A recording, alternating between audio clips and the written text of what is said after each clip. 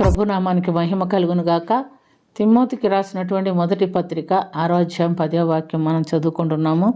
ఎందుకనగా ధనాపేక్ష సమస్తమైన కీడునకు మూలము, కొందరు దానిని ఆశించి విశ్వాసం నుండి తొలగిపోయి నానా బాధలతో తమను తామే పొడుచుకొనిరి. ప్రియమైనటువంటి దేవులారా, పౌలు భక్తుడు తిమోతికి రాసినటువంటి పత్రికలో మనం ఈ విషయం చూస్తున్నాం.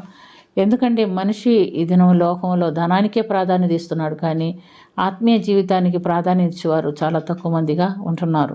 ఎవరు పట్టినా ఏదో ఒక విధంగా సంపాదించుకోవాలి, కూడబెట్టుకోవాలి, మిగిల్చుకోవాలి, ధనవంతులు అని చెప్పుకోవాలి, లేదా అనిపించుకోవాలి అనే ఆశ కలిగి ఉంటున్నారు. అయితే యేసు ప్రభు ఏం చెప్పాడంటే, మీరు ఈ లోకంలో మరి ధనం కూర్చుకోవద్దన్నాడు. ధనం మీద మనసు ఉండకూడదని యేసు ప్రభు చెప్తున్నట్టుగా మనం చూస్తున్నాం. మత్తయి సువార్త 6వ అధ్యాయం 19 నుండి 21 వరకు మనం చూస్తే, భూమి మీద మీ కొరకు ధనం కూర్చుకొనవద్దు, ఇక్కడ చిమ్మటియు తుప్పును తినివేయను, దొంగలు కన్యం వేసి దొంగలిదురు. పరలోక రాజ్యంలో మీ కొరకు ధనం కూర్చుకొనుడి, అక్కడ చిమ్మట కొట్టదు, తుప్పు తినివేయదు, కానీ దొంగలు కన్యం వేరు అని చెప్తున్నట్టుగా మనం చూస్తున్నాం. ఎందుకంటే మనిషికి ధనం ఎక్కడ ఉంటుందో, నీ ధనం ఎక్కడ ఉంటున్నో అక్కడే నీ హృదయం ఉండును అని ప్రభు హెచ్చరిక ఇస్తున్నాడు. ఉదాహరణకు మనం చూసిన ఎలీషా ప్రవక్త కాలంలో తన దగ్గర పనివాడు గేహజీ ఉంటున్నట్టుగా చూస్తున్నాం.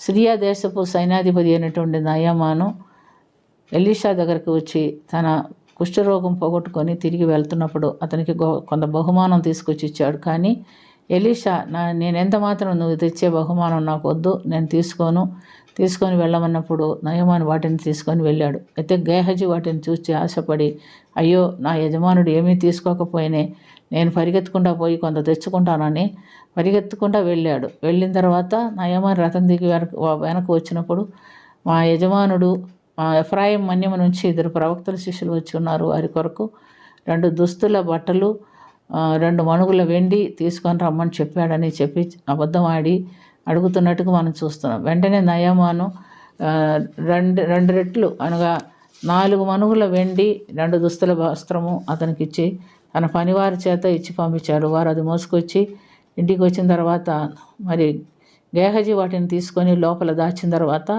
పనివారిని పంపివేశారు. తర్వాత వెళ్ళి ప్రవక్త దగ్గర నిలబడితే గేహజీ, ఎక్కడి నుంచి వచ్చావు అంటే, నేను ఎక్కడికి పోలేదయ్యా అని చెప్తున్నాడు. మరి నువ్వు ఎందుకు అబద్ధం ఆడుతున్నావు? ఆ యొక్క నయమాను తన రథం దిగి నీ ఎద్దకు వచ్చినప్పుడు నా మనసు నీతో కూడా రాలేదా? నువ్వెందుకు అబద్ధం ఆడుతున్నావని అడుగుతున్నట్టుగా మనం చూస్తున్నాం. అంత మట్టికే కాదు, ఎలీషా ఏమని అడిగాడంటే, ఆ మనుష్యుడు రథం దిగి నిన్ను ఎదుర్కొన్నట్టుకు రాగా నా మనసు నీతో కూడా రాలేదా? ద్రవ్యములను, వస్త్రములను, ఒలీవ చెట్ల తోటలను, ద్రాక్ష తోటలను, గొర్రెలను, ఎడ్లను, దాసదాసీలను సంపాదించుకున్నట్టుకు ఇది సమయమా?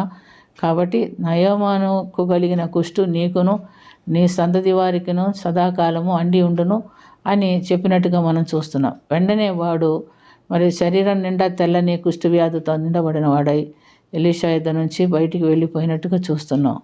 మరి ఇంకా మనం గమనిస్తే ఆకాను కూడా యెరికో దేశము పట్టుకున్నప్పుడు ఇశ్రాయేలీలు స్తుతులతో యెరికో దేశం స్వాధీనపరచుకున్నప్పుడు దేవుడైన యెహోవా, యెరికోలో ఉన్నది సమస్తము శాపగ్రస్తము, మీరు ఇదేది దానిలో నుంచి తీసుకొనకూడదు, వెండియు బంగారము ఇనుము ఇత్తడి దేవునికి ప్రతిష్ఠితమని చెప్పారు. అయితే ఆకాను అందులో ఒక షీనారు పై వస్త్రం, ఒక వెండి కమ్మి, ఒక బంగారు కమ్మి ఆశించి దొంగతనం చేసి తన గూడారంలో తీసుకొచ్చి పెట్టాడు. తర్వాత మరి ఇశ్రాయేలీలు హాయి మీదకి యుద్ధం వెళ్ళినప్పుడు వారు ఓడిపోయారు. దేవుని యొద్ద విచారణ చేసినప్పుడు దేవుడు చెప్పాడు, మీలో దొంగ ఉన్నారు, తప్పు చేసిన వాళ్ళు ఉన్నారు, కాబట్టి వాళ్ళని పట్టుకో ముందు అని అన్నాడు.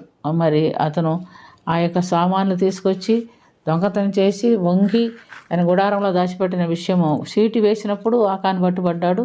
అప్పుడు చెప్పాడు, అప్పటిదాకా చెప్పలేదు. కనుక మొట్టమొదట వాడిని ఏం చేశారు?